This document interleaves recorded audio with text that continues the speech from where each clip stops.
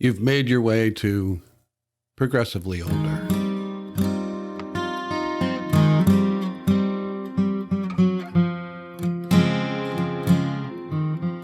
Hey folks, welcome to Progressively Older. My name is Link. I'm the host, and this is the place to come if you're getting older and you're planning on staying progressive on the way. Today is supposed to be a day about getting older, concentrating more on that. On Wednesdays, we concentrate on being progressive and politics and that realm of the conversation. And on Fridays, we concentrate on getting older. But two things got in the way this week, and I'm having to go in a slightly different direction for this episode, and I hope you'll indulge me. Two things got in the way. I had planned on doing a little bit about getting out of the apartment, getting out of the house, and just remaining active any way you can. Doesn't matter. We'll do that episode. That'll be coming up. But rain got in the way. The ice freeze that's going across the country has been threatened here in Virginia as well. I'm in Richmond, Virginia. And although it hasn't been as devastating as yet, it's supposed to go through Friday morning, and this is being recorded on Thursday. But it hasn't been quite so devastating as it was anticipated yet, but it's still nasty outside, and I'm not going out. So there you go. So that got in the way. And then the news happened. Yesterday, Rush Limbaugh passed away. It can't go without commentary on a channel that is related to being a progressive and getting older. And so today, we're thanking cancer. Have you ever felt like you can't make a difference? Like the world's just too big, it's too great. How can I, one person screaming into the wilderness, how can I make a difference? How will I matter in this great, great world? Well, one person figured that out. Through just the sheer grit, determination, lack of education, and completely lacking in scruples, he reached out and changed the nation. And his name was Rush Limbaugh. If you think you can't make a difference, this one person almost single-handedly turned this country's politics upside down. With the help of Ronald Reagan, once the fairness doctrine was gotten rid of and out of the way, he was free to say all the things that were only being done in coded language from the halls of Congress and the Senate. He was free to just lay it out there bare, and he did it. He became the spokesman for an entire part of our country that needed a villain. And it didn't matter who it was. They just needed someone to blame for what really their own representatives were doing to them. He was mightily successful. In 1988, ABC, to their forever discredit, gave him a syndicated voice that went around the country. And Rush Limbaugh was born. He brought a particular brand of hatred that just really cut a swath across all kinds of paths, whether it was immigrants or poor people, women, Negroes. Yeah, that was his term. It didn't matter. Anybody that wasn't him, that wasn't a white man, was on the radar. And he took aim, and he was accurate as hell. It became such a phenomenon that quickly there were copycats. There were people following in his footsteps. It gave birth to people like Glenn Beck and Sean Hannity. Sean Hannity and he would have a war on the airwaves, fighting for that number one slot of hater-in-chief. Limbaugh won. It was a regular event. Sean would have to make do with number two. Still not bad. Still worth millions and millions of dollars from the foolish and the misguided. But Number 2, it would have to be Rush was the champion.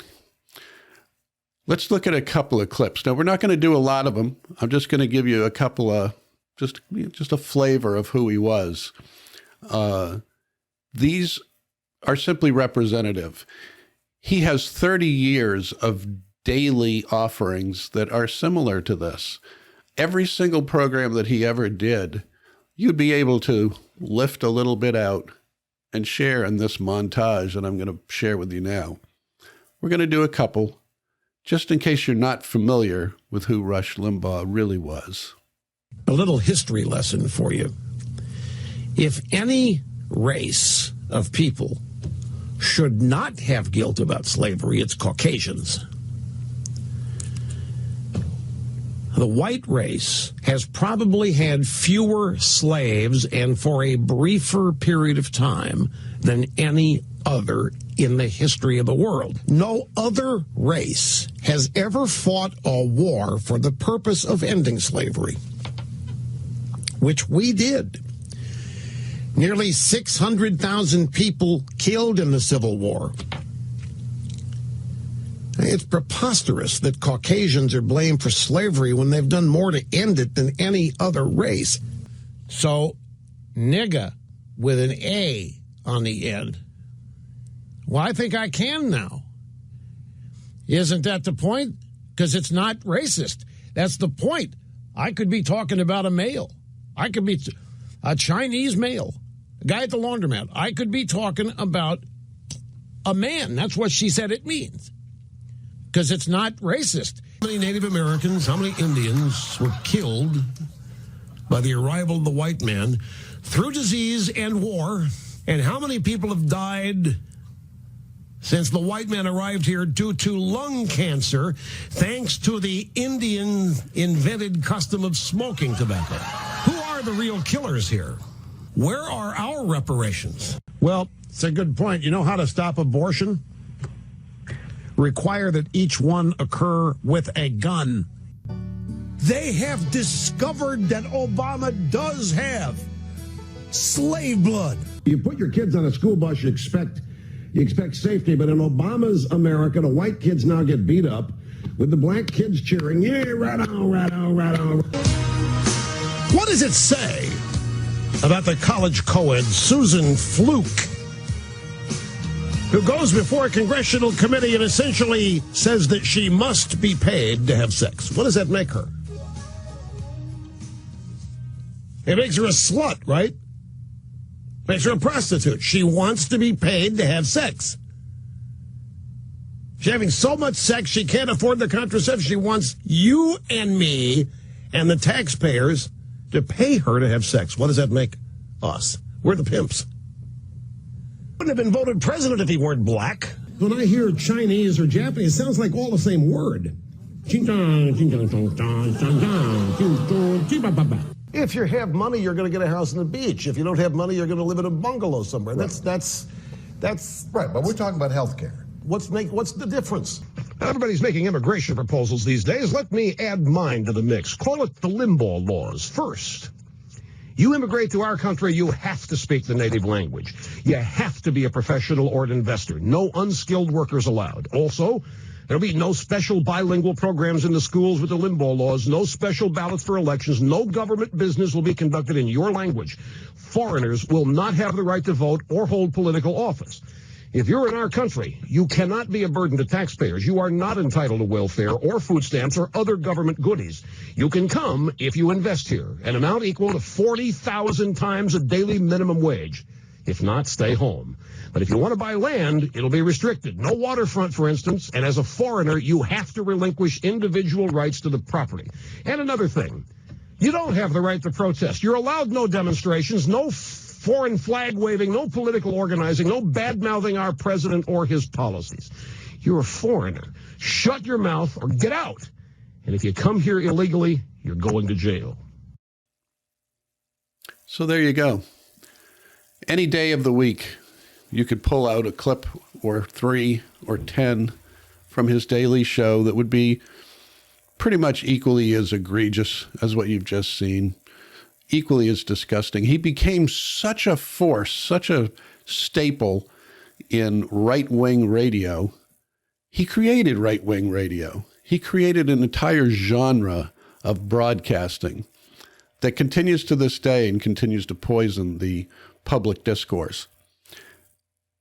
It became so important to the GOP, such a useful tool for disseminating their message, that during the George Bush years, weekly meetings were held at Grover Norquist's house.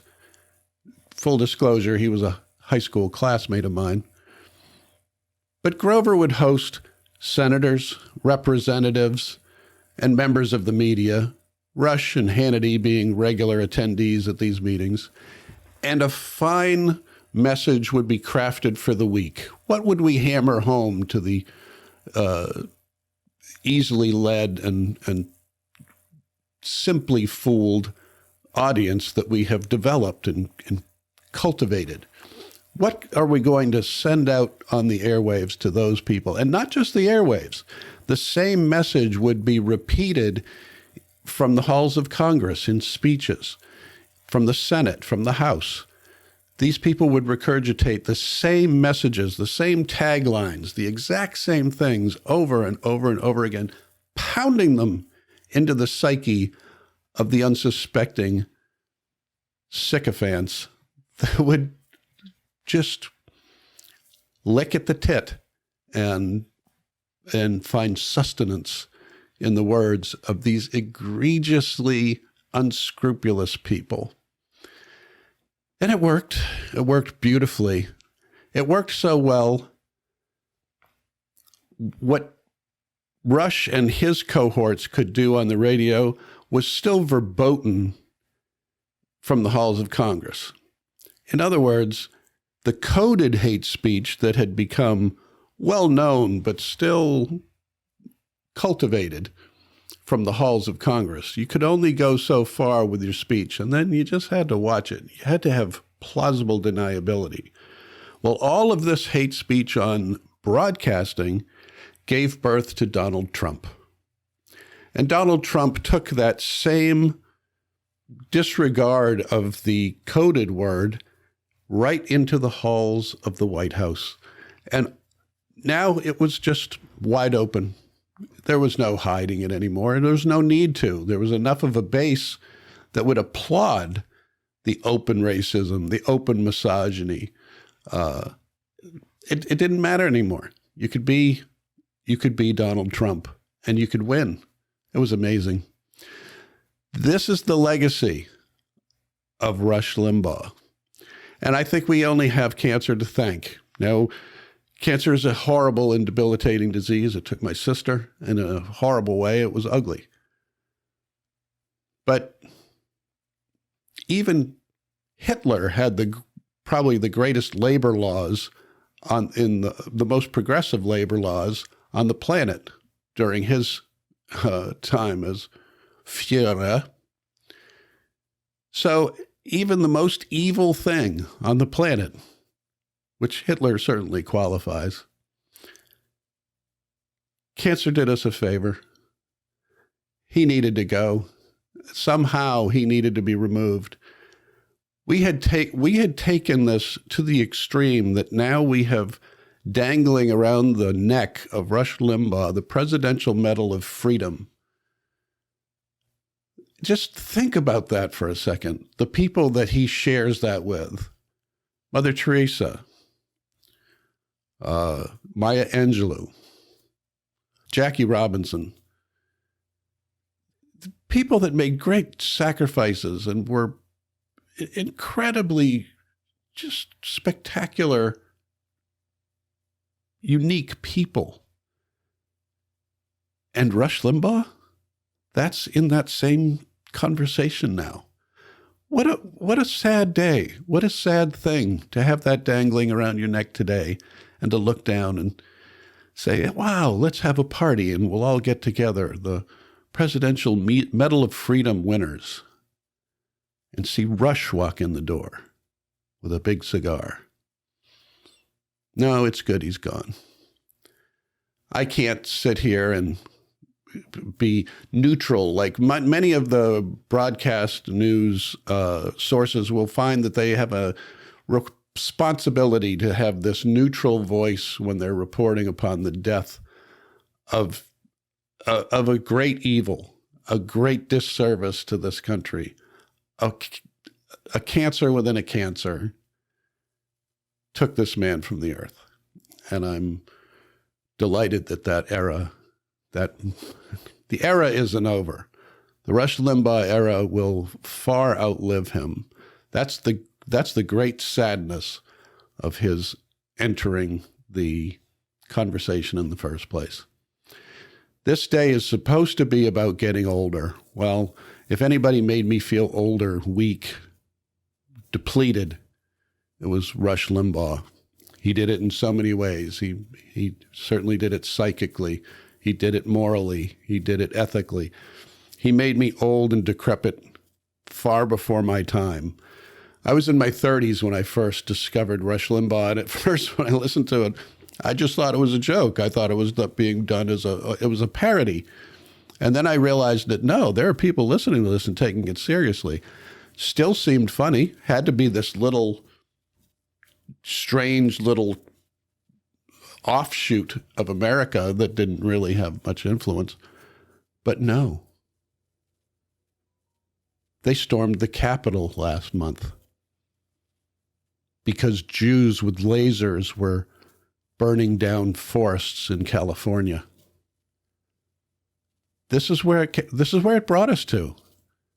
People with buffalo garb and tattoos and a specific dietary requirement trying to take over the Capitol and kill senators and vice presidents. That's where it led us to. Thanks, Rush. Thanks for everything you've done. Here's your Medal of Freedom. My Medal of Freedom came yesterday with an obituary. Clarence Darrow is one of my great heroes of all time in this country. He said it pretty well. He said, "I've never killed a man, but I've read many obituaries with great pleasure. This one tickled me to death." I'm Link. This has been Progressively Older.